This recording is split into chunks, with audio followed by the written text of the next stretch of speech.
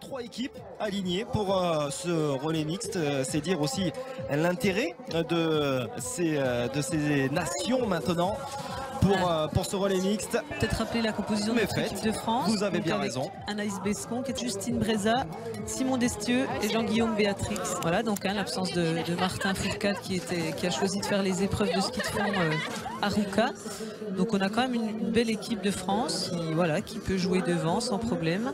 Une équipe de France d'ailleurs, non pas dans cette composition, mais qui avait remporté ce relais mixte l'an dernier. Deuxième épreuve après le relais mixte simple qui a eu lieu un petit peu plus tôt dans la journée. Attention à cette équipe de Russie. On ne l'a pas citée parmi les équipes favorites, mais ils ne seront pas loin du podium. Ça, n'en doutez pas un seul instant. Les Allemands, eux, ont une densité également à faire pâlir nombre d'équipes. Mais ça, c'est une constante. Il y a une histoire, bien évidemment, du côté du biathlon allemand. Attention également à l'Ukraine, avec Pidrushna qui va ouvrir les débats pour ce relais ukrainien. Et puis la Norvège, avec les frangins Bö, Johannes Bö et Tarjei Bø. Johannes que l'on avait vu éclore d'ailleurs sur le circuit de la Coupe du Monde, sur l'équipe 21, c'était au Grand Bornand il y a 2 ans.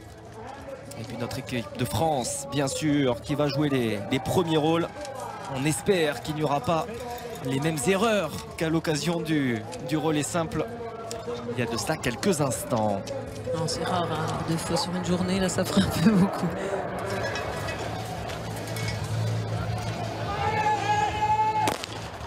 C'est parti. Le coup d'envoi de ce relais mixte. C'est parti pour Anaïs Bescon qui va croiser le fer, notamment tout de suite avec Veronika Vitkova, la Tchèque.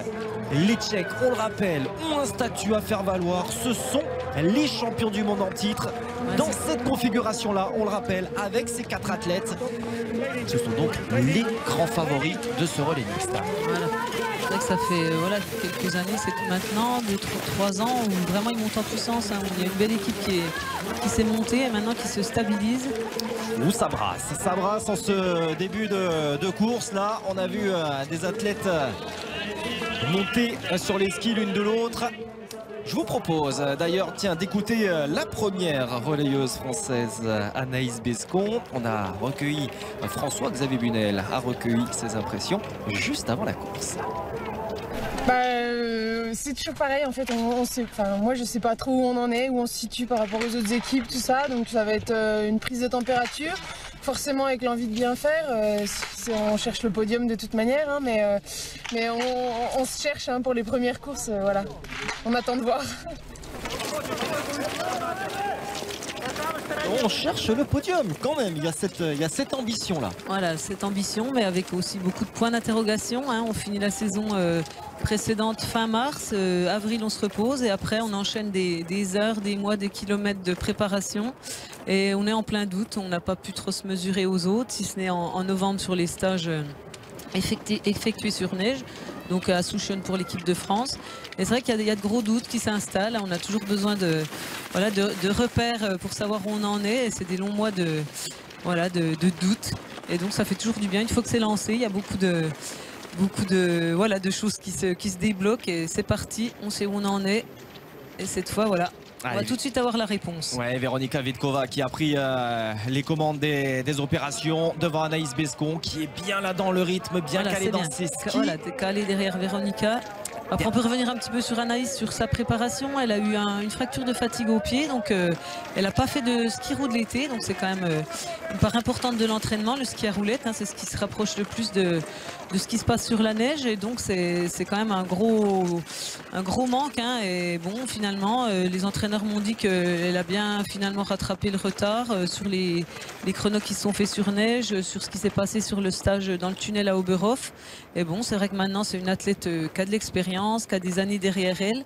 C'est quelqu'un de solide avec d'énormes qualités physiques, physiologiques. Donc voilà, c'est pas étonnant de la retrouver devant, et je pense qu'elle a encore de gros coups à jouer cette saison. Elle avait notamment gagné elle a eu sa première victoire l'an dernier à Anterselva, non, il y a pas l'an dernier, la saison d'avant. Donc elle est capable en tout cas, Naïs. Après on verra, voilà, c'est avec sa préparation un petit peu qui n'a pas pu se faire comme elle voulait. On va voir cette saison, mais elle est capable de faire des gros coups. Et on a vu, hein, effectivement, elle est aux commandes de cette course avec Vitkova. On aura un petit œil également sur Selina Gasparine qui est pour l'instant en 3e position. Voilà. La Suissesse qui est de retour à la compétition. Après une grossesse aussi. Un heureux événement, voilà. Effectivement. Saison blanche l'an passé. C'est vrai que c'est une fratrie, hein, les Gasparine. Voilà. 3 sœurs elles sont 3, c'est ça. Qui sont biathlètes.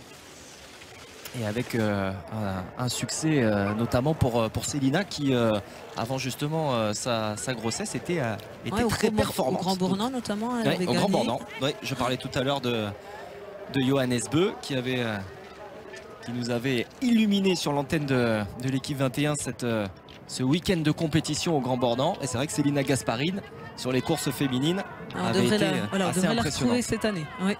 On devrait effectivement la retrouver. Et là, on la voit dans donc là, on voit, c'est pas parti très vite, hein, ça reste en paquet. Donc voilà, les filles ont pris un petit train tranquille. Hein, elles savent très bien que de toute façon, ça va se jouer au tir, ça va se décanter au passage sur le pas de tir. Donc pas besoin de s'affoler, pas besoin de s'exciter. Voilà, on fait le premier tour, on va dire tranquillement entre guillemets.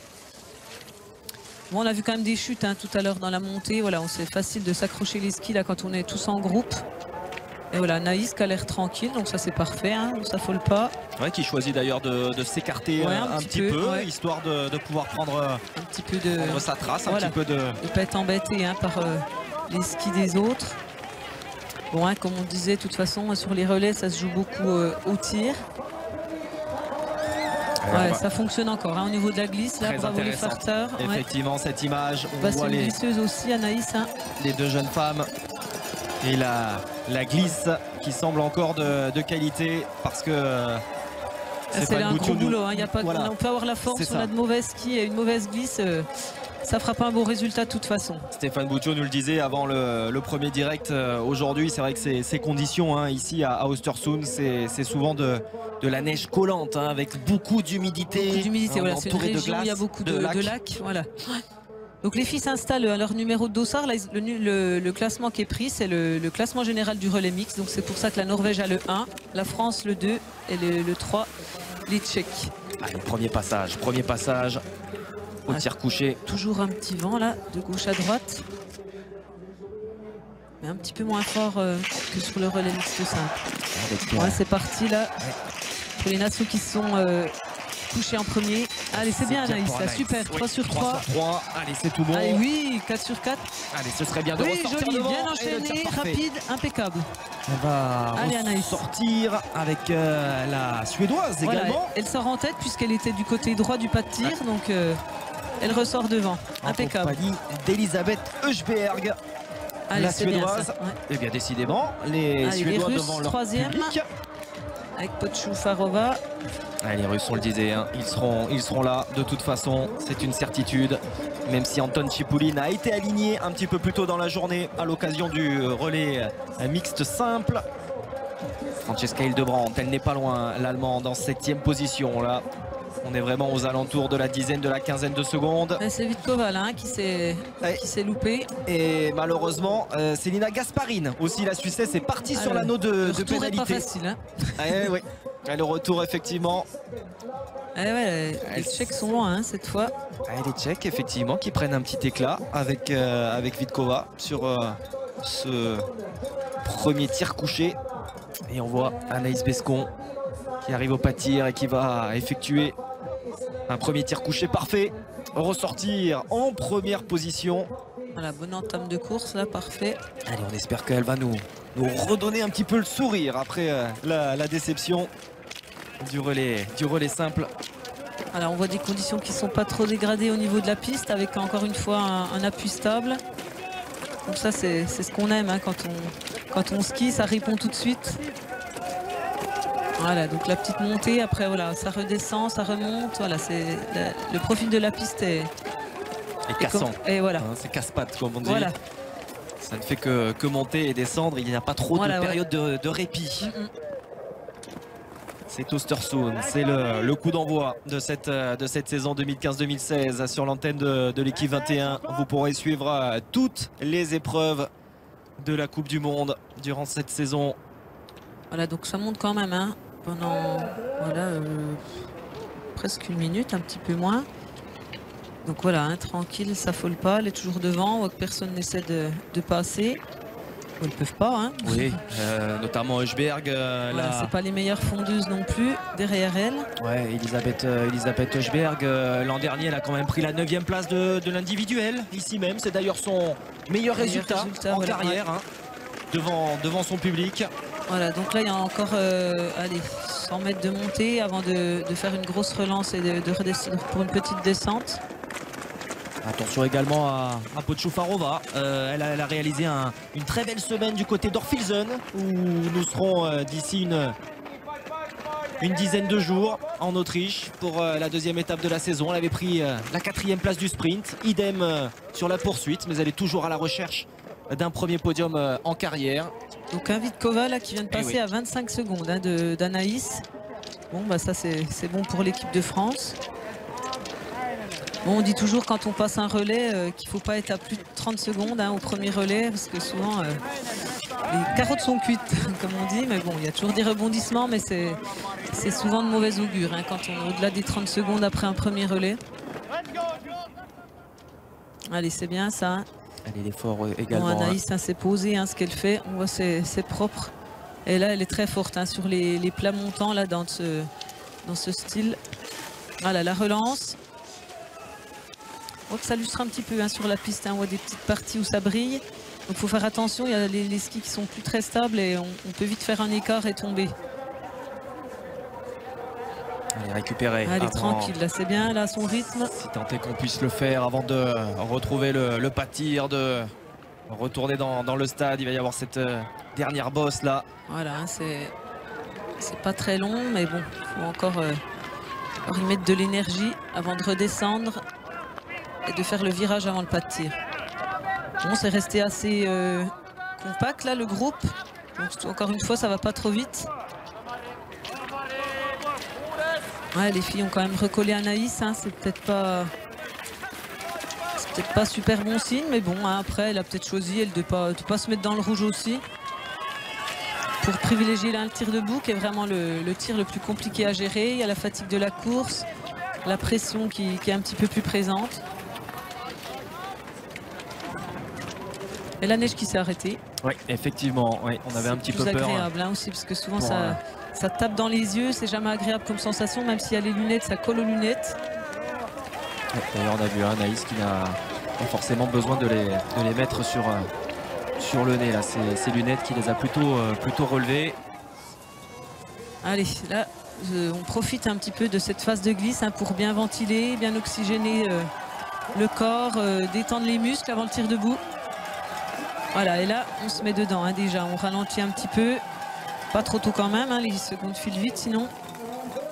Franziska Hildebrandt, notamment l'Allemande, hein, qui reste au contact, qui a fait l'effort, tout comme Pochoufarova avant ce tir debout. On n'oublie pas tout de même la Suédoise hein, qui est restée dans les skis, qui a fait l'effort, Elisabeth Hochberg. Ouais, hein, même si voilà, c'est étonnant. Pas forcément une des athlètes les plus connues. Jean-Paul Jacquinot, Siegfried Mazet. Les deux coachs du tir de l'équipe de France.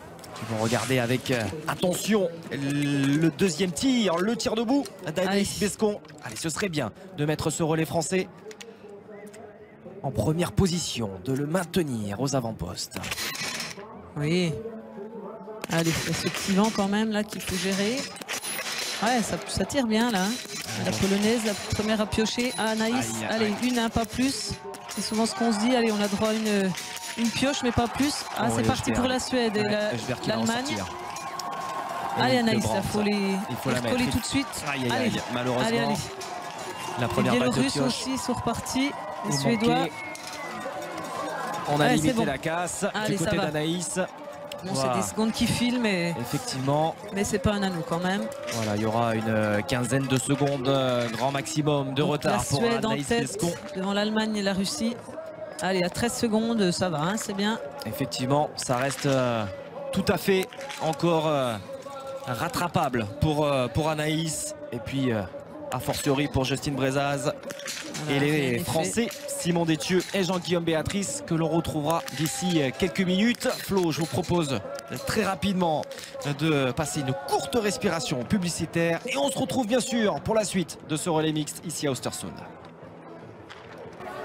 Et nous voici de retour sur la piste d'Östersund à l'occasion du premier relais mixte de la saison, le coup d'envoi de la saison de biathlon sur l'antenne de l'équipe 21. Et Francesca Hildebrandt qui tente de faire l'effort de décrocher Anaïs Bescon, sauf que la Française... c'est Anaïs qui est revenue, elle était à 15 secondes, regardez, elle passe, super, wow. Elle fait mieux que réagir. Bien. Voilà, on voit de toute sa puissance, Anaïs, on sait qu'elle est vraiment forte physiquement et c'est très bien, là, ce qu'elle fait, génial. Attention de ne pas crocher un petit plot là sur le passage. Oh, physiquement. Voilà, elle donne tout, hein. On a vu la tête qui est là. Très bien Anaïs, en effet, elle est en train de déposer véritablement Francesca Hildebrandt alors que Justine Breza, elle, attend bien évidemment l'athlète des saisies. Ouais, super, l'Anaïs, c'est ce qu'elle a fait là, on voit que vraiment là, il y a de la motivation, de l'envie, hein, elle a allé chercher tout ce qu'elle pouvait là pour repasser en tête. Allez, juste 15 secondes hein, sur une petite boucle de 2 km et elle a fait le trot en plus. Hein, costaud, donc là, c'est vraiment bon. Parce qu'elle sortait, comme vous le disiez très justement, avec un petit peu moins de 15 secondes. Qui a roulé de l'été en plus. Enfin, voilà, je repense à ce qu'on a dit tout à l'heure, à sa préparation qui n'était pas optimale. Et super là ce qu'elle fait, Anaïs. Allez, super entrée là, un super début de relais mixte. Allez, le premier passage de témoin en effet entre Anaïs Bescon donc, et Justine Breza. Toute jeune hein, Justine. Elle n'a pas 20 ans. Où cette grosse chute là au niveau de la ligne d'arrivée de départ. Les Allemands et les Russes. Ou Francesca Hildebrandt qui est venue perdu, là. au contact. En effet, les Russes également ont chuté. Yurlova qui n'a pas pu partir comme elle l'aurait souhaité. Et que dire de Vanessa Hintz. Ouh, ça ce sont de précieuses secondes qui n'ont pas été comptabilisées hein, d'ailleurs dans les temps que vous voyez parce que la cellule c'était déjà dans est un petit peu avant. Comment, dans la partie où il y a les échanges, dans la zone de relais. Voilà, c'est toujours un petit peu des secondes qui filent. Et c'est dire hein, comme elles se sont employées hein, les Francesca Hildebrandt et Olga Pochoufarova jusqu'au bout, quitte à perdre peut-être un petit peu en lucidité. Voilà, on est moins lucide, hein, on maîtrise un petit peu moins ses gestes. Voilà, du monde aussi. Sur il y a du trafic. Ah là, la pauvre Pochoufarova qui ne peut éviter Hildebrandt, gêné également par la Bélarusse. C'est Scardino je crois qui ouvrait le relais Bélarusse. Oui, c'est Nadezhda Scardino. Irina Krioko, elle qui voilà, n'avait pas forcément envie de se retrouver au milieu et qui a pu partir un petit peu sur la droite et limiter la casse. Ah, c'est une bonne chose en tout cas de voir le drapeau tricolore en première position. 3 secondes d'avance au moment où Justine Brezaz a pris donc le relais. Attention parce que c'est Thierry Lecoff hein, tout de même qui elle fait partie des meilleures fondeuses, donc il ne faut pas se mettre dans le rouge tout de suite, Justine. Justine pareil pour sa préparation, elle a eu une gastro juste avant le stage de Souchon, donc elle n'a pas fait la première partie de stage, mais sinon elle a fait une préparation optimale hein, pour ce qui est du reste. Tout va bien pour Justine. Elle avait notamment gagné des courses en Norvège là, sur le festival Blink en juillet. Donc elle s'est révélée un petit peu l'an dernier, même si elle est toute jeune. C'est vrai qu'on attend beaucoup d'elle, mais elle est toute jeune. Donc il faut prendre le temps aussi de poser les choses, de ne pas griller les étapes. C'est vraiment le danger hein, avec les jeunes athlètes qui sont performants très tôt. Après, c'est vrai que je discutais avec les entraîneurs, ils me disaient qu'elle était vraiment très exigeante avec elle. Et elle a peur un peu de mal faire. Et elle était très tendue là, hein, avant le début de la Coupe du Monde. Il faut qu'elle prenne le temps hein, de faire les étapes, c'est important. Ses plus proches supporters hein, le disent hein, sur les réseaux sociaux. Allez la Braise, ils sont là. C'est vrai qu'elle elle m'a impressionné l'an dernier. Hein, puis au niveau technique, on voit qu'elle a de la force, c'est posé. C'est impressionnant à son âge déjà de pouvoir faire ça. Performance remarquable que de tenir le rythme de Thierry Lecoff. Sur la droite, on voit Stéphane Boutiot qui donne des conseils techniques à Justine. Il lui dit laisse-toi pas faire. Voilà, bon après faut pas se mettre dans le rouge, elle s'est bien mise dans ses skis là, c'est bien ce qu'elle a fait Justine. D'autant plus que Thierry Lecoff c'est très costaud, hein, victorieuse l'an dernier, ici même d'ailleurs à l'occasion du sprint d'Östersund. Podium également avec une 3e place du côté de Ruhpolding, 3e également à Oberhof sur la Mastart d'Oberhof et puis 3e du sprint d'Orfilsen. Elle compte 5 podiums en carrière, Thierry Lecoff. Donc voilà, ça commence à devenir un palmarès tout à fait conséquent pour la Norvégienne. C'est vrai que l'an dernier, on l'attendait peut-être un petit peu plus sur les grands événements ou faire plus de coups d'éclat. Et Bon, c'était, on va dire, une saison un petit peu moyenne pour elle, hein, puisqu'on l'attendait un petit peu mieux. Mais bon, ça reste une sérieuse cliente. Attention également, voilà. en 3e position, vous voyez Gabriela Soukalova, qui est eh bien l'une des relayeuses bien sûr de ce relais tchèque, mais un des rouages essentiels, allais-je dire, du relais tchèque. Et elle en compte des victoires en Coupe du Monde, 8 au total. Encore l'an passé avec le sprint de Poliuka. Et puis évidemment avec tous les succès que l'on connaît avec ce relais tchèque et notamment ce titre mondial du côté de Kontiolahti. Voilà, avec cette explosion un petit peu d'équipe tchèque qu'on a connu l'an dernier, voire déjà un petit peu l'année d'avant. On les attendait, on les voyait monter en puissance petit à petit. Et c'est vrai que maintenant elles ont pris une place importante. Voilà, ils font partie des meilleures équipes. Et au fil des années, cette fois, elles montent en hiérarchie. Voilà, on n'est pas étonné de voir donc la Norvège, la France et les Tchèques là pour le trio de tête. Après, on a l'Allemagne qui est pas loin. Et puis bon, c'est la Russie qui est un petit peu derrière, mais elle n'est pas loin non plus. Oui, le fait qu'elles aient chuté allemandes et russes ne semble pas leur avoir porté énormément préjudice. Elles restent au contact. Voilà, une dizaine de secondes. Après, on a toujours peur dans les chutes, c'est de dérégler la carabine. Il y a les petites molettes qui sont pas loin là. Et quand on tombe, ça peut dérégler. Et donc ça a de grosses conséquences, surtout sur le tir couché. Des réglages qu'on a mis tant de temps à mettre en place tout au long des essais. Voilà, avant la course, toujours 1 heure avant, on fait des essais pour justement voir par rapport à la lumière, voir par rapport à plein de choses, des éléments extérieurs, et on fait des réglages. Et voilà, ça a des incidences énormes sur le résultat. Intéressante également la glisse des Norvégiens. On n'est pas vraiment étonné de voir que ça fonctionne très bien. On connaît la qualité des techniciens norvégiens. Stianikov, le frère de Tyrrell, qui est sur le pas de tir, l'entraîneur de tir. A aussi été un athlète brillant par le passé. Voilà, un petit coup d'œil sur les fagnons. On voit les filles qui jettent un œil sur le pas de tir, voir s'il faut faire des clics, comme on dit, pour changer la visée, changer les réglages.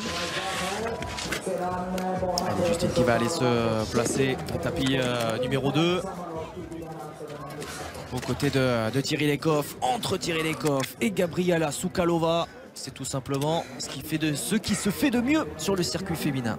C'est bien en 2e position, parce que quand ça s'installe au tapis 1, c'est beaucoup de pression. Voilà, une pioche pour Tyrrell. Allez, on prend son temps, Justine, là c'est bien. Elle distille, mais elle les met, c'est bien.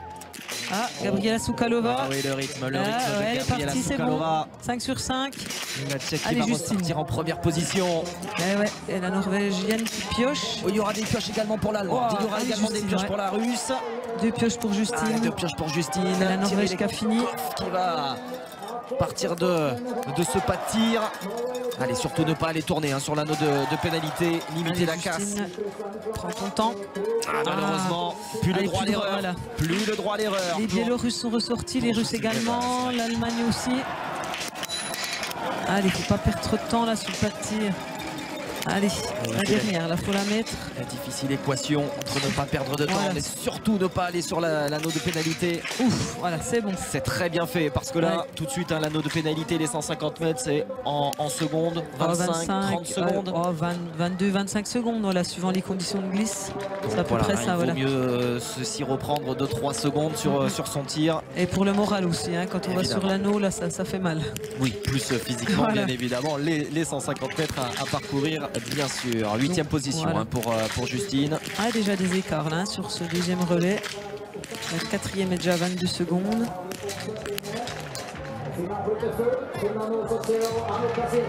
Et pendant ce temps-là, effectivement, Tyrrell a fait le boulot. Et que dire de Gabriela Soukalova? Bon, on n'attendait pas moins de Gabriela Soukalova. On voit l'importance du tir, un joli tir, et tout de suite on se détache devant, on fait un petit trou, un petit écart. Et c'est toujours ça que les autres ont à rattraper.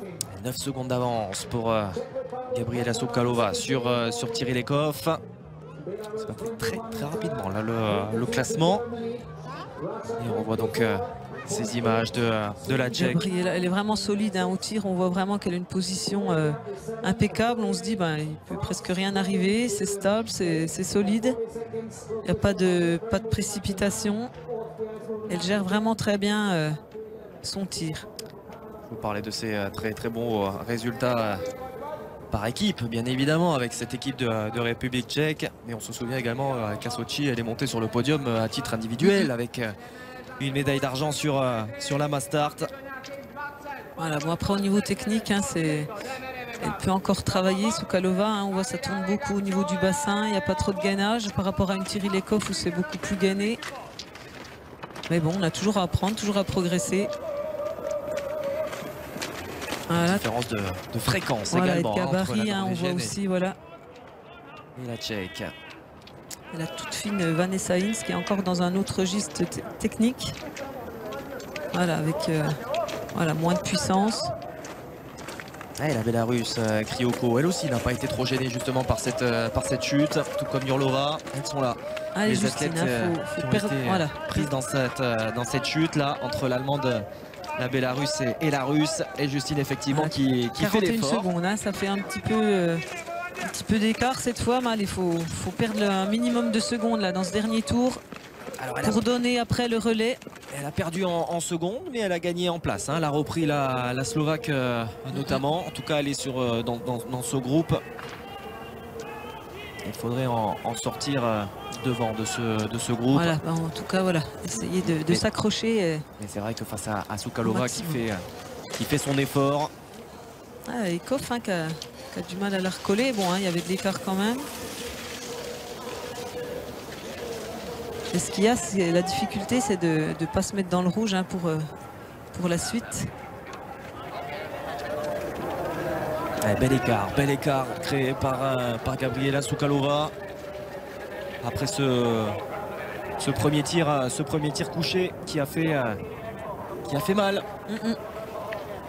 On a tendance à dire que c'est le Doubou parfois qui fait la décision, mais là déjà la Tchèque elle a déjà mis un petit coup, marqué un petit coup par rapport au reste de la concurrence.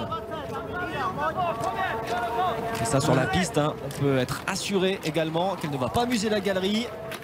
On tire les coffres hein, qui revient quand même sur la Tchèque, donc c'est pas étonnant. Voilà, 4 secondes. Et la Norvégienne qui semble parfaitement gérer son effort. Elle a su, ou elle a accepté de se faire un petit peu décrocher par la Tchèque dans un premier temps. Mais au train, elle est en train de, à minima, tenir l'écart. Voilà, après sur le papier, hein, les meilleures fondeuses quand même que Soukalova. Après, voilà, comme je disais, la difficulté, c'est pas de se mettre dans le rouge juste avant le tir debout, hein, qui est vraiment le tir le plus difficile. Quand on a les jambes toutes dures, pleines d'acide lactique, pour être stable, c'est plus compliqué. Et bon, sur le papier, pareil, Soukalova, elle est largement meilleure tireuse que Thierry Lekhoff. On parlait de l'importance des individuels, des victoires dans l'épreuve de l'individuel pour dire, entre guillemets, si l'athlète est bon au tir. Hein, Soukalova, elle en a remporté des individuels. La dernière, c'était à Ruhpolding il y a de cela 2 saisons. Et puis elle est vice-championne du monde également en titre du côté de Kontiolahti. Ouais, elle est forte quand même dans sa tête, hein, parce que même quand elle est un petit peu moins bien physiquement, elle arrive toujours sur les gros événements à être présente, et c'est un élément, un pilier en fait dans les relais tchèques. On peut se tromper, hein. On va peut-être nous faire mentir. On va voir ça justement. Le duel entre Thierry Lekhoff et Gabriela Soukalova. C'est la Tchèque qui lâche la première balle. Une première erreur pour Gabriela Soukalova. Deuxième. Et une deuxième. On va peut-être nous faire mentir. Ouais. Ah, ça pêche aussi côté norvégien. Ouais, Thierry Lekhoff qui ne va peut-être pas en profiter tant que ça. Oh, attention à l'Allemagne, il faut qu'elle en profite là. C'est vrai que c'est une opportunité, mais bon, la Norvégienne, ouverte. si elle met sa pioche, ce sera bon. Allez, Thierry Lekhoff qui a l'avantage. Si elle la met, elle ressort devant. Pioche. Ça n'est pas le cas. Il y a égalité, Norvège. Oui, c'est fait. Et c'est bien Soukalova qui va ressortir devant. La Russie également devra piocher. Yurlova. Thierry Lekhoff qui en termine avec 2 pioches. L'écart est maintenu entre la Tchèque et la Norvégienne. Oh, ça va tourner très certainement pour la Russe. Ça devrait aller sur l'anneau de pénalité. Bon, ça pioche quand même pas mal. Il y a toujours ce petit vent quand même qui est pas si facile que ça à négocier. Surtout debout, ça pousse à droite. Ouais, Justine qui a débuté et qui va devoir piocher à une reprise. Allez, une pioche. Allez, il faut limiter la casse pour rester au contact de pioche. Malheureusement. Il faut absolument les mettre. On est déjà à 25 secondes. Vous avez entendu les supporters suédois donner de la voix. Parce qu'effectivement, Anna Magnusson est sortie du pas de tir voilà, avec son dossard numéro 11 et elle va sortir en quatrième position encore. La suédoise. Ça c'est très bien. Justine qui en termine. Allez, rester au contact peut-être de Magnusson. Continuer d'entrevoir le podium, ça ce serait tout de même une bonne chose avant le relais aux athlètes masculins. On le rappelle, Simon Détieux et Jean-Guillaume Béatrix. 7e position pour Justine Brezaz, moins d'1 minute de retard. Ouais, ça fait déjà beaucoup. Sur Gabriela Soukalova, à mi-chemin, milieu de course. Ce que je vous propose, Flo, c'est d'écouter la première relayeuse tricolore juste après sa course, Anaïs Bescon au micro de François-Xavier Dunel. Oui, je suis assez contente en ski. Je pense qu'on a de très bons skis et puis j'étais bien dans le tempo. J'avais un peu peur parce que les jambes étaient dures dès la première montée, mais je pense que j'ai réussi à tenir le rythme. Après, le tir debout, j'aurais bien voulu rendre une copie parfaite, mais un petit peu trop d'excitation, je pense. Satisfaction pour Anaïs Bescon. Justifié. Voilà, c'est vrai que autant sur les skis que sur le pas de tir, ça a fonctionné. Donc je pense, voilà, comme on disait, elle devait être en plein doute, surtout par rapport à sa préparation. Et elle a bien lancé l'équipe de France, donc non, elle peut être contente d'elle. C'est vrai que lorsqu'on l'écoutait avant la compétition, avant ce relais mixte, il y avait un petit brin, pardonnez-moi, je vais y arriver, un petit brin d'inquiétude pour Anaïs Bescon. C'est un petit peu son tempérament quand même. Elle manque peut-être un petit peu d'assurance. C'est peut-être je dirais que c'est plus par rapport à sa préparation. Après, bon, dans les athlètes, comme on disait, là, il y a beaucoup de doutes après tous ces mois de préparation sans avoir de repères. Il y a très peu d'athlètes qui peuvent dire ouais, c'est bon, je suis prêt, là vous allez voir. Enfin voilà, c'est un petit peu aussi dans la culture. Le sportif est comme ça, toujours beaucoup de doutes, mais voilà, je pense que c'est justifié, voilà, par rapport à sa préparation. Et puis bon, voilà, on est content pour elle. Là, ça commence bien et elle nous a montré de belles choses, donc de bon augure pour la suite de la saison. Ouais, de très très belles choses effectivement, à n'en pas douter pour la suite de la saison et notamment pour les premières épreuves individuelles. Ce sera pour les jeunes femmes dès jeudi. Voilà. On commence avec les messieurs mercredi. Et voilà, là on voit la Norvégienne là, qui va passer la Tchèque. Ah ouais, facilement. Là, c'est pas étonnant. Elle en avait gardé, comme on disait, elle est vraiment meilleure fondeuse. Donc c'est pas étonnant de la voir, et surtout sur un dernier tour. C'est là que souvent se font les écarts. Les athlètes des fois arrivent à serrer les dents sur les premières boucles. Et sur la fin de parcours, ça pêche un petit peu. Et les meilleurs fondeurs font les écarts sur ces dernières boucles. Et vous n'hésitez pas à réagir via les réseaux sociaux, via le hashtag Biathlon21, à nous poser vos questions.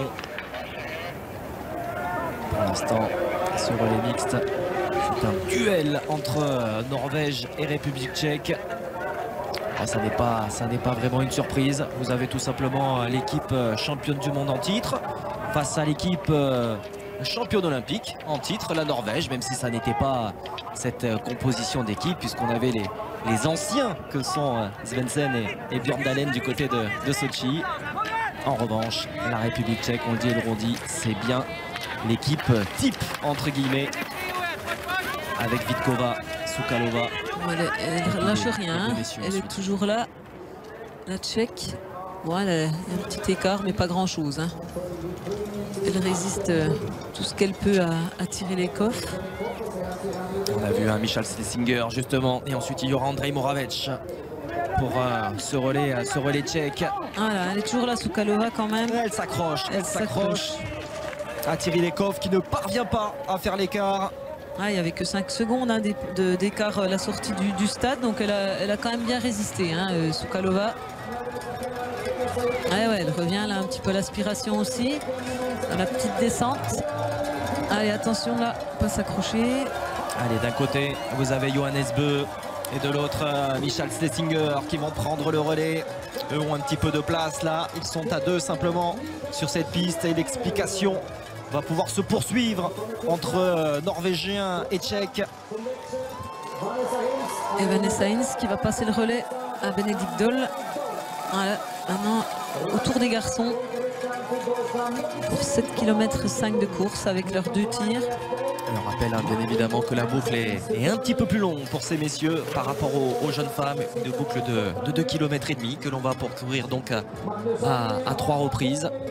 Là aussi ponctué d'un tir couché et d'un tir debout.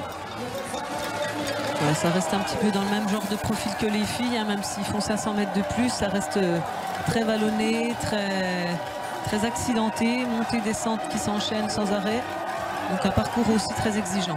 On voit en tout cas que les 3 premières nations, hein, Norvège, République tchèque, Allemagne, sont tout de même détachées par rapport au reste.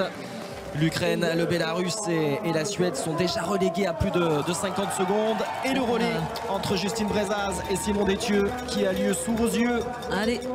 Il va falloir s'accrocher, voilà, peut-être au moins dans un premier temps recoller sur l'Ukraine, justement, sur la Biélorussie et la Suède. Un petit trou, hein. On voit quand même qu'un podium qui semble se dessiner. Mais bon, c'est le biathlon, il y a encore 2 relayeurs. Donc c'est pas fini. Allez Simon, passage à vide sur le pas de tir. Alors Simon que l'on avait vu arriver très fort, en tout cas de sortir de très bons résultats il y a de cela 2 saisons. Et voilà, la saison passée, la confirmation a été un petit peu plus compliquée. Oui, voilà, il n'a pas confirmé ce qu'on attendait de lui l'an dernier. Donc bon, on va voir cette année. Faut le temps aussi des fois de digérer les bons résultats, que le corps aussi s'habitue, s'adapte aux entraînements, à la charge de travail. Donc on va voir un petit peu cette année ce que ça va donner. Mais bon, on est confiant et il a fait une bonne préparation. On a vu aussi sur les courses de Souchen qui s'était bien débrouillé, Simon. Donc je pense qu'on va le retrouver cette saison en pleine forme. Enfin, c'est tout ce qu'on lui souhaite en tout cas. On rappelle que ce week-end de Souchen, c'est un véritable, c'est une petite Coupe du Monde où voilà, véritablement. Il y a encore pas toutes les nations, mais c'est déjà un bon rendez-vous pour savoir où on en est. C'est ça, il y a de nombreuses nations qui sont présentes et ces courses sont d'un niveau très relevé. Donc on peut vraiment se jauger. Et lorsqu'on a vu Simon Fourcade prendre la 3e place de la Mastart, si je ne dis pas de bêtises, le dimanche, et Martin prendre la 4e place, on savait d'ores et déjà que les frangins Fourcade seraient au rendez-vous de ce début de saison. On a vu que Schemp était très en forme sur ses chronos. On a vu les frères Beu. Voilà, on se jauge un petit peu, on en sait un petit peu plus sur ce qui va se passer en ce début de saison. Allez, le duel entre Johannes Beu et Michael Schlesinger. Johannes Beu qui a encore réalisé une très belle saison l'an passé avec des victoires sur les sprints de Kontiolahti, de Ruhpolding, d'Orfilsen. Il compte 8 victoires en carrière, Johannes. Comme Tarier d'ailleurs. Les 2 frangins comptent le même nombre de victoires individuelles. Et derrière, on fait l'effort du côté de l'Allemagne et de Bénédicte Doll. Voilà, alors lui, on l'a trouvé surtout, enfin, ça faisait un petit moment qu'il était en IBU Cup et en montrant vraiment de beaux résultats. On l'attendait un peu plus tôt sur la Coupe du Monde. On n'a pas forcément compris les Allemands qui ne montaient pas plus vite en Coupe du Monde. Et il a fait vraiment une super belle fin de saison l'an dernier. Donc c'est pas étonnant là de le retrouver dans la forte équipe allemande qui l'a aligné sur le relais mixte. Je vais en profiter pour dire un petit peu les résultats de l'IBU Cup. On a vu Célia Aymonier qui a pris une très belle 3e place hier sur le sprint. Revenue à ses premiers amours, elle qui a passé de longues saisons sur le circuit de fond. Voilà, c'est ça. Et donc les frères donc Florent et Fabien Claude qui ont fait de beaux résultats. Donc 9e et 10e. Et puis aussi Aristide Beg, 15e hier et aujourd'hui une 12e place. C'est ça. Donc voilà. Top 10. Voilà. Et 16e Clément Dumont ce matin. Et donc voilà, c'est des bons résultats. Et puis pour Célia qui se met au biathlon, c'est vraiment des beaux résultats. Elle a montré sur les chronos que sur le tir, elle était là finalement. Elle a fait des 18 sur 20, des 8 sur 10. Donc pour une première année, là, c'est vraiment bon ce qu'elle fait. Il fallait déjà qu'elle gagne sa place pour l'IBU Cup. Ça a été chose faite. Et maintenant, elle fait déjà des podiums sur les BU Cup. Donc ce serait pas étonnant de l'avoir en Coupe du Monde, essayé la Coupe du Monde. Enfin, ça dépendra un petit peu de ce que font les filles en Coupe du Monde. Rien n'est acquis, rien n'est fait. En tout cas, c'est aussi de bon augure pour la suite de la saison pour Célia.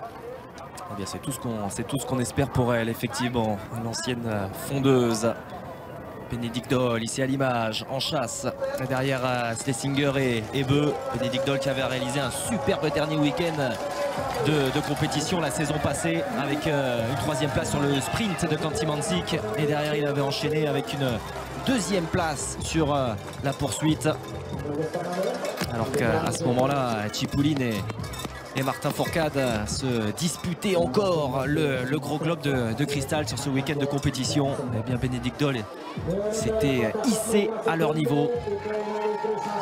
Le premier tir couché pour le frangin Beu et Michal Schlesinger. Ils sont un peu plus seuls devant. Là. Ah là, ils ont créé l'écart. En effet, sur le reste de la concurrence. Et normalement, Bénédicte Doll, que l'on devrait voir arriver, le voici en arrière-plan. Pas les mêmes positions. Là, on voit entre le norvégien tchèque. Ouais, bien enchaîné là. Beu là, oula, ça va vite. Ouais, ça y est, c'est fini, c'est ressorti. Pas eu le temps de le voir se coucher sur le tapis. Ouais, et il a fait exploser Schlesinger en vol. Là, on l'a vu, qui a essayé de voilà, ça met toujours un petit peu la pression à l'autre. Hein. On entend ce qui se passe à côté. Bon, une pioche, hein, il limite la casse. Allez, Bénédicte Doll qui va essayer justement oui, c'est un très bon tireur. Hein, Bénédicte Doll, là, on le voit encore. Ah ben, là, il me fait mentir, une pioche. Un petit écart hein, fait par Johannes Beu. Si Michal Schlesinger veut recoller, il va falloir s'employer sur la 2e boucle de 2,5 km. Une pioche simplement pour Bénédicte Doll qui a limité la casse. Et puis voilà, on a ce 2e groupe avec l'Ukrainien Artem Prima notamment. On a le Suédois également, hein, Pepe Femling. Un petit écart quand même hein, oui. Après Bénédicte Doll qui est déjà à 33 secondes pour la 3e place. Et puis Simon qui va se placer là justement avec son dossard numéro 2. Allez, vont-ils entrouvrir la porte là les uns et les autres? Ce n'est pas le gars du Bélarus semble-t-il hein, qui une pioche chacun pour Biélorusse-Ukraine. La Suède là, qui se débrouille bien. Ah, c'est fort, c'est très fort de la part des Suédois. Ils sont présents chez eux, c'est bien. Ah ça, oui, ça ce fut le cas sur le relais simple. Et c'est également le cas sur le relais mixte. Bon, ils ressortent à 3. Hein. Les 3 sont rentrés ensemble au pas de tir. Ils ressortent ensemble. Ils ressortent en voilà, effet. C'est bon pour Simon. Hein. Ben, joli tir. Bien enchaîné. Allez, il faut essayer de recoller là, le trio là devant. Allez, c'est bien en tout cas de pouvoir se battre là pour une potentielle 4e place. Pour l'instant, l'équipe de France est 7e à distance respectable de la Norvège, de la République tchèque et de l'Allemagne qui vont se battre pour le podium. Et pourquoi pas revenir par exemple sur la Suède. On suivra tout ça, Flo, après une nouvelle respiration publicitaire. À tout de suite. Et nous voici de retour sur cette piste d'Östersund à l'occasion du premier relais mixte de la saison. Cette saison de biathlon que vous pourrez suivre en intégralité sur l'antenne de l'équipe 21. Et pour l'instant, les Norvégiens sont aux commandes avec Johannes Beu qui a fait l'écart sur Michal Schlesinger. Pour réussir peut-être la passe de 2 aujourd'hui. Et oui, effectivement, on le rappelle, hein, les Norvégiens qui se sont imposés sur le relais mixte simple, Kaja Nikolaisen et Lars Birkland, qui ont pris le meilleur sur cette épreuve. Alors que voilà, sur le papier, on ne les annonçait peut-être pas favoris. Ils nous ont fait mentir et de bien belle manière.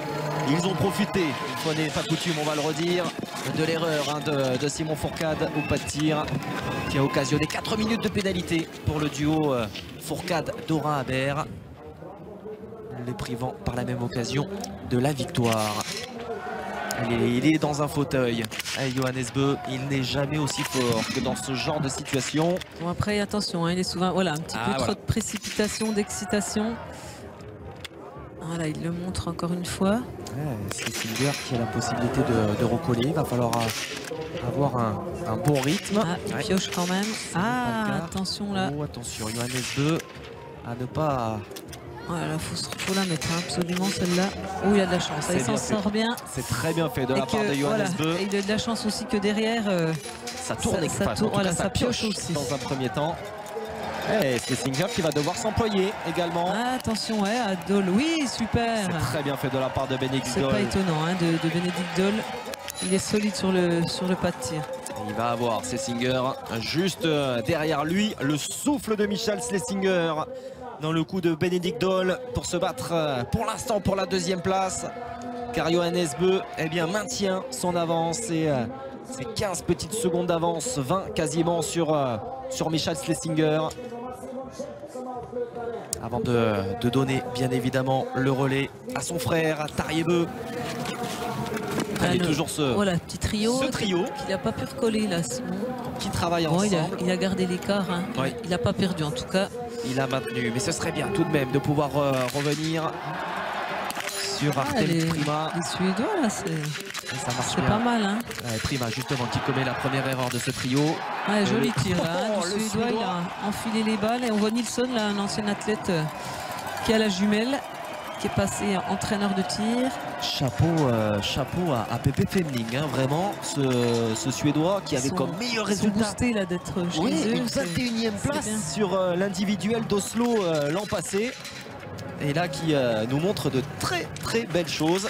Il est né en 92, il est tout jeune. Ah, super Simon là, il a fait le plein hein, avec quand même des pioches.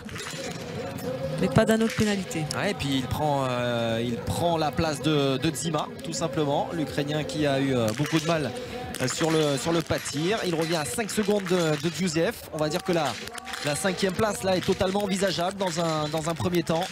Ouais, il va falloir s'employer. Voilà, peut-être aller la 4e, aller chercher la 4e place, pourquoi pas. Mais bon, pour le podium, ça paraît oui, pour le podium, un peu loin là cette fois. Ça risque d'être compliqué. Ou alors il faut que Jean-Guillaume Béatrix soit dans une forme étincelante pour recoller quand même sur ce trio qui s'est détaché et qui conserve cette avance. La Norvège, la République tchèque et l'Allemagne. L'Allemagne et la République tchèque désormais dans cet ordre-là, puisque Bénédicte Doll a pris le meilleur sur Michal Schlesinger, a pris le tir debout. Voilà, là on voit à l'œuvre un des meilleurs fondeurs du biathlon. On voit il y a du rythme, il y a de la puissance, c'est engagé. Ça va vite. Bel effort réalisé par Johannes Beu. Entrée en matière remarquable pour cette saison 2015-2016. C'est tout un pays hein, qui compte sur les frères Beu. Parce qu'on sait que pour Ole Einar Bjørndalen, ce sera la dernière saison. Hein, ça s'est annoncé. Ce sera la retraite pour le vétéran norvégien. Et puis pour Emil Svendsen, il y a encore un petit doute. Enfin... Ça sent quand même aussi la dernière saison hein, pour Emil Svendsen, donc il va falloir un renouvellement de génération. Mais enfin, avec les frangins Beu, oui, ils peuvent voir venir hein, quand même les Norvégiens une fois de plus. Oui, il y a du monde derrière, hein, il y a un gros vivier en Norvège, donc on ne se fait pas trop de soucis pour eux. D'autant qu'ils ont cette échéance capitale cette saison, les mondiaux. Ils ont lieu à la maison, voilà, sur la colline d'Holmenkollen. Ils ont tout misé là-dessus, donc en laissant un petit peu peut-être la Coupe du Monde de côté de ce qu'ils disent. Bon, c'est toujours bien de prendre des marques et de confiance sur les Coupes du Monde, même si toute leur préparation est axée voilà, sur les mondiaux qui ont lieu chez eux à Oslo. Voilà, donc il ne faudra pas trop s'étonner. Déjà, Ole Einar choisissait un petit peu ses voilà, Coupes du Monde depuis quelques années. Voilà, c'est souvent, voilà.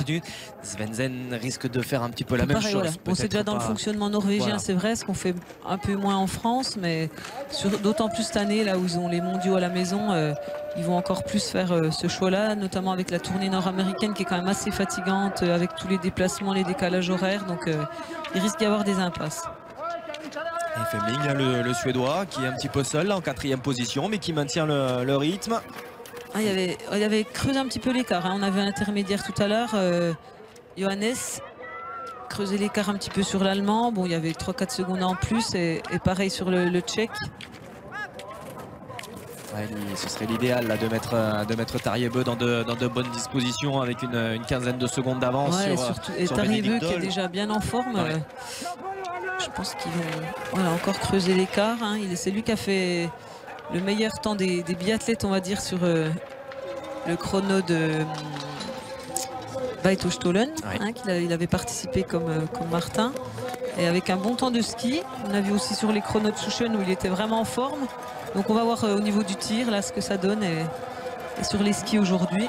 Le dernier passage de relais concernant les Norvégiens entre la fratrie Bø avec Tarjei donc qui va partir pour ses 7 km et demi. Tarjei, même s'il ne s'est pas imposé la saison passée, est quand même monté sur des podiums. Ah, il a repris un petit peu là en fin de parcours Bénédicte Doll, hein. Il a maintenu l'écart finalement. Donc il a repris sur la fin ce qu'il avait perdu. Et l'effort de Michael Setzinger, attention, les champions du monde en titre n'ont pas dit leur dernier mot avec Andrej Moravec. Lui a perdu un Son petit peu de temps. d'expérience, il en est. Il aime bien lui les mano à mano. Si jamais il se retrouve en face à face sur un dernier tir debout. En général, c'est lui qui remporte la mise. La réalisation suédoise qui fait les yeux doux, bien évidemment, à son équipe nationale, puisque Fredrik Lindström attend lui Pepe Femling pour le dernier relais. Ils sont en 4e position pour l'instant. Mais plus loin, hein. Cette fois il y a de l'écart entre les 4e. Ouais, là on va être au-delà de la minute, 1 minute 20 même sur le dernier, voilà, avec les... sur le dernier intermédiaire. Puis vu qui est devant, ça va être dur à rattraper. Même si c'est le meilleur suédois, ça va être compliqué. Allez, Fredrik Lindström qui a connu la victoire hein, sur le circuit Coupe du Monde. Voilà, il a des saisons irrégulières, mais il est capable de faire des bons coups. Voilà, à Antols, à Anterselva, fin janvier, à l'occasion d'une de ces étapes mythiques du mois de janvier. Oberhof, Ruhpolding, Anterselva, c'est le fameux triptyque. Il était sorti à 1,33, donc bon, il n'a pas trop perdu hein, sur son dernier tour. Allez, Jean-Guy qui part. Allez, il faut au moins... pour lui se faire plaisir, reprendre confiance là, pour la suite, même si cette fois ils sont un petit peu plus loin. 1,40 ça va être dur pour lui là. Pour le podium cette fois ça paraît pas trop faisable. Oui, pour le podium effectivement c'est compliqué. En revanche revenir sur Lindström, ça peut être l'intérêt de cette course pour Jean-Guillaume Béatrix. Voilà, il y a toujours besoin hein, en ces débuts de saison de toute façon de faire des courses, hein, c'est l'occasion de le faire, là, même s'il sent que le podium est loin, de se rassurer au tir, physiquement de se remettre dans le rouge pour reprendre le rythme des courses. Vous n'hésitez pas bien évidemment à réagir hein, via les réseaux sociaux, via le hashtag l'équipe 21 pour nous donner vos impressions justement sur cette course des tricolores et puis cette très belle course bien sûr des Norvégiens et des frères Bø qui sont aux commandes. Alors là ne soyez pas étonnés hein, c'est un athlète qui est en train d'être lapé tout simplement, de prendre un tour par Tarjei Bø. Tarjei Bø là toujours aussi fluide dans ses mouvements, une belle technique. Allez, suivi par Simon Schempp. Ouais, Simon Schempp, l'un des favoris en tout cas des adversaires potentiels de Martin Fourcade la saison à venir, lui qui avait déjà réalisé une très belle saison, un 4e du général l'an dernier au Gros Globe. Ouais, il a été très fort sur 2 périodes de la saison, allez, avec un petit coup de moins bien, on va dire un petit peu en milieu de saison, mais c'est vrai qu'il avait vraiment des belles choses l'an dernier. Et il a montré aussi à Souchen hein, voilà, qu'il a remporté à 2 reprises, qu'il était là encore. Il faut compter sur lui cette saison. Oh oui, Simon Schempp qui aime particulièrement Antols, hein, c'est là où il a ses résultats. C'est l'équipe d'Italie là qui s'est fait rattraper. Et oui, alors l'équipe d'Italie qui l'occasion de dire qu'il ne peut pas compter sur Dorothea Virer hein, qui est malade, notamment qui est malade, voilà. Grippée. C'est la petite perle du biathlon italien. Qui a également fait des beaux chronos, des beaux, exactement, des beaux temps, voilà, Souchen également. Et que l'on devrait retrouver, selon toute vraisemblance, sur les épreuves individuelles. Pense, voilà, oui. D'autant plus que les jeunes femmes, elles auront un jour de plus. Puisque c'est jeudi. L'occasion de donner les horaires, vous nous le demandiez justement sur les réseaux sociaux. 17 h, la prise d'antenne pour les individuels, que ce soit pour les messieurs mercredi prochain ou pour les dames jeudi. Prise d'antenne 17 h et la course à 17 h 15.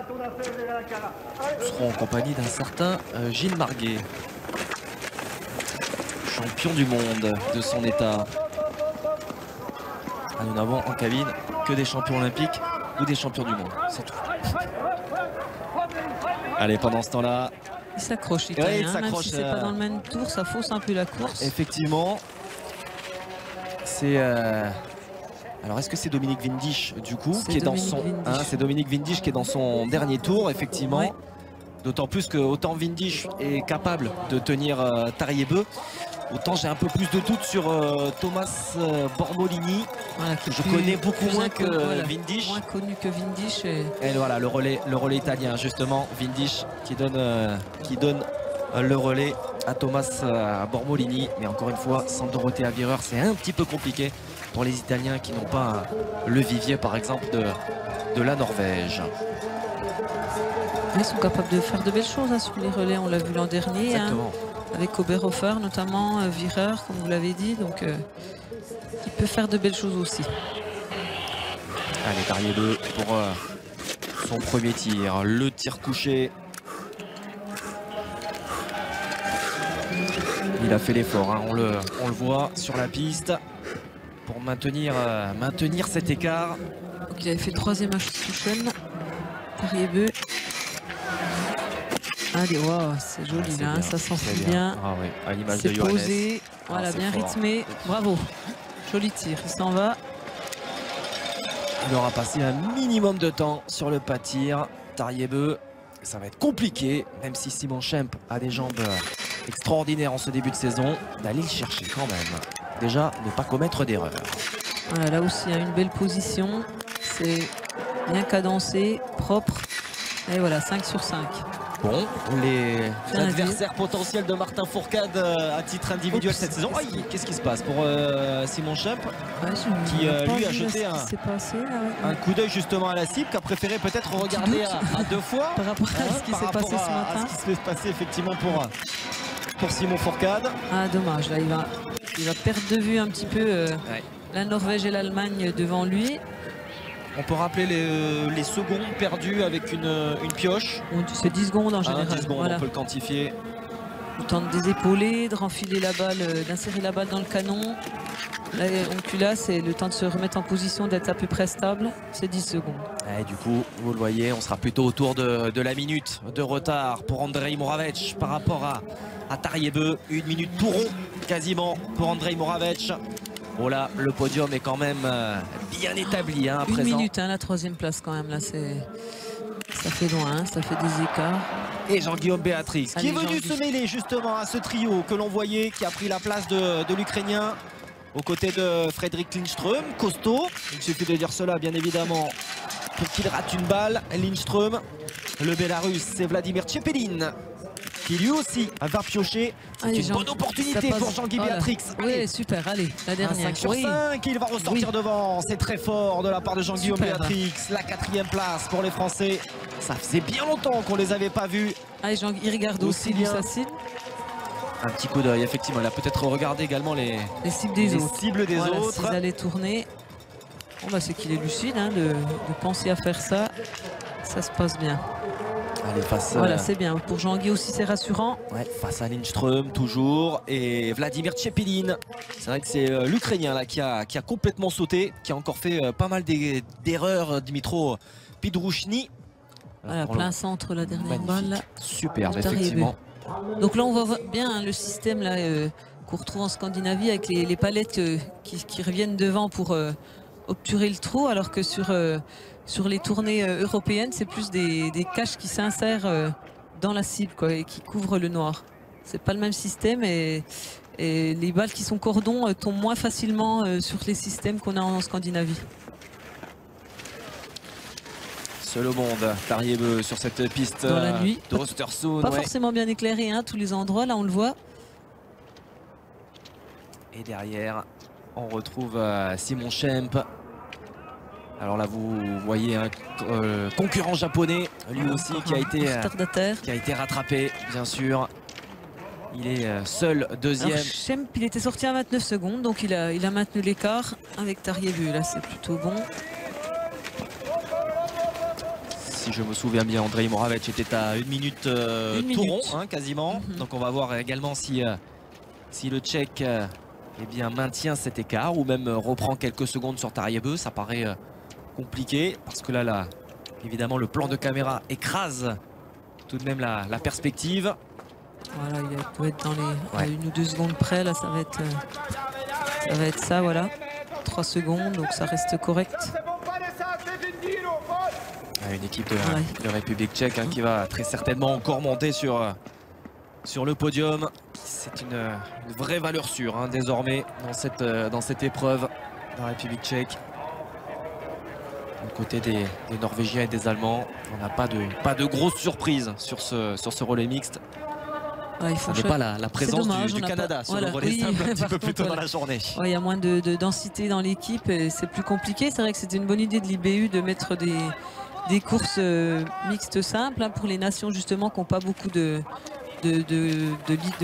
grosses équipes justement là, qui ont du mal à trouver 4 relayeurs, que ce soit chez les filles chez les garçons. Donc d'en trouver un dans chaque sexe, c'est une bonne solution pour les petites nations de se faire voir, de montrer qu'ils peuvent être devant. Et du coup, ça avait intéressé encore une fois pas mal de nations, puisque 26 duos étaient inscrits sur ce premier relais mixte de la saison.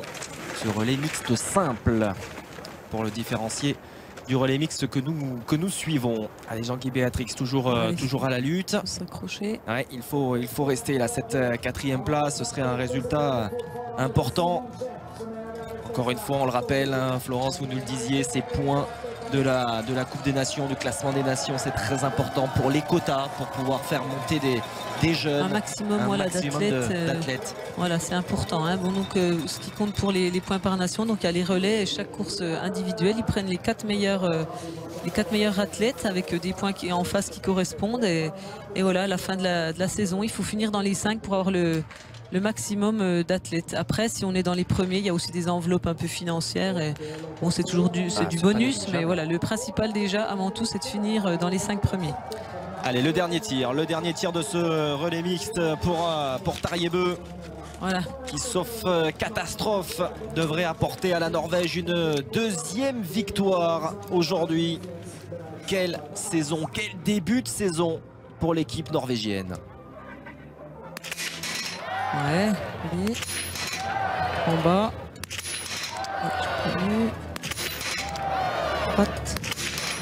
Joli, c'est propre, c'est une belle cadence, il prend pas de risque. Il a le temps, là il remet ses lunettes, tranquille. Oui, il peut le faire, ils sont devant là largement. Puis là, dans la tête de Simon Schempp, là, il a vu en plus le geste de satisfaction de Tarjei-Bø. Ça doit légèrement agacer. Même si Simon Schempp en a vu d'autres. Voilà, on voit que ça le déstabilise pas. Allez, voilà, une pioche. 2. Aïe, attention, parce que Moravec n'est pas si loin. Vous le voyez arriver là, juste derrière Simon Schempp. Un petit peu de suspense, ça ferait pas de mal. Pourquoi pas, bien sûr, pour cette fin de relais mixte. Simon Schempp, mais... Non, d'autant plus que là, il vient de réussir cette première pioche. S'il réussit cette 2e, c'est avec quasi certitude qu'il prendra la 2e place. Voilà. Il faut quand même que Andrej Moravec fasse tomber ses 5 cibles. Donc il va y avoir quand même un écart, même si Moravec réussit le sans faute. C'est tout ce qu'on souhaite d'ailleurs aux Tchèques. Voilà, ça se passe bien. Et bon, Schempp est parti cette fois depuis plusieurs secondes et une pioche en plus. Donc ça risque de pas changer le classement. Et du coup c'est même Tarjei-Bø qui a encore accru un petit peu son avance sur le reste de la concurrence. Vous le voyez, 43 secondes au sortir du pas de tir sur Simon Schempp. Ouais, c'est ça, il y avait 30 à peu près tout à l'heure, plus des balles de pioche, donc c'est normal. Moravec, voilà, qui s'y est repris, qui a préféré prendre quelques secondes, même si le trio dont fait partie Jean-Guillaume Béatrix pénètre sur le pas de tir maintenant. Allez, Jean-Guy là, même si le podium est parti là, faut se... ça c'est un beau duel, justement. Faut poser les choses et voilà, c'est une bonne répétition pour la saison qui commence vraiment individuelle mercredi. Voilà, face à Lindström qui est devant son public. Alors, dur de savoir qui a lâché la première balle, mais qui a bien enchaîné, c'est Jean-Guy Béatrix. Allez, bonne répétition. C'est le premier à craquer. Le Bélarus aussi craque. Le Suédois là qui résiste. Lindström qui va prendre joli tir pour lâcher sa 5e. Allez, Jean-Guy, c'est fait, c'est bon. Allez, pourquoi pas rester dans le sillage de Lindström. Voilà, c'est un bon fondeur, Lindström. Alors que le Bélarus, lui, explose totalement. Vladimir Tchepelin. Et il va aller tourner, même sur l'anneau de pénalité. Tchepelin, ce sera donc une explication à 2 entre Lindström et Jean-Guy Béatrix pour la 4 ou la 5e 4e place. Voilà. Ouais. Pendant ce temps-là, Tariebeu, seul au monde, va Tranquille. offrir une 2e victoire en ce dimanche. Et voilà la passe de 2 pour ça, commencer la saison. Costaud de la part de la Norvège. Norvège. Déjà les Norvégiens, là ça y est, c'est fait. Tranquille, pas besoin de se mettre dans le rouge. En plus. Et là, il est déjà en phase de récup. Hein. Sur la piste. Pendant la compétition, c'est encore plus agaçant ça pour les adversaires en vue de mercredi. Et de cette individuelle donc qui ouvrira les épreuves individuelles. Simon Schempp, là, encore une fois, est seul. Hein, les deux il est athlètes, seul. C'est pas la peine de se mettre dans le rouge. Hein. Tariebeu est loin devant. Derrière, ça ne savait pas revenir. Donc il peut finir aussi tranquillement.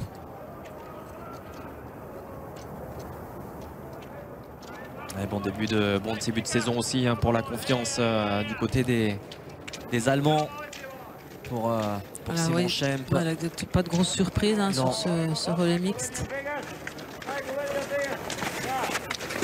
Et puis les Allemands qui sont montés sur le podium aussi, hein, sur le relais mixte simple. Donc c'est un 2e podium en 2 épreuves pour les Allemands. On rappelle Maren Hammerschmidt qui n'avait pas fait parler d'elle sur le circuit Coupe du Monde et pour cause, elle n'y était quasiment jamais montée. Et puis Daniel Böhm qui lui pour le coup a un peu plus d'expérience.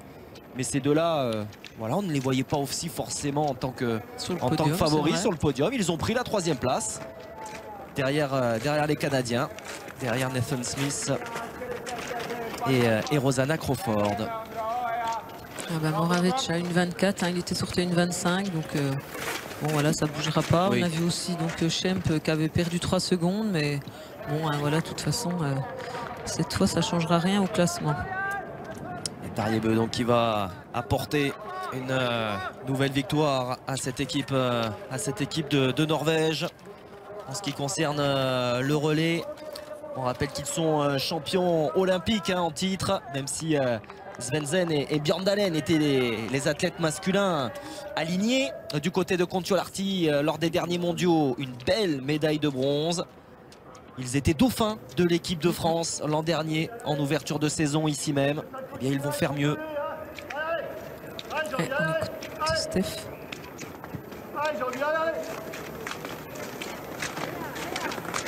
Voilà, pas trop de conseils techniques, mais voilà, qui l'encourage.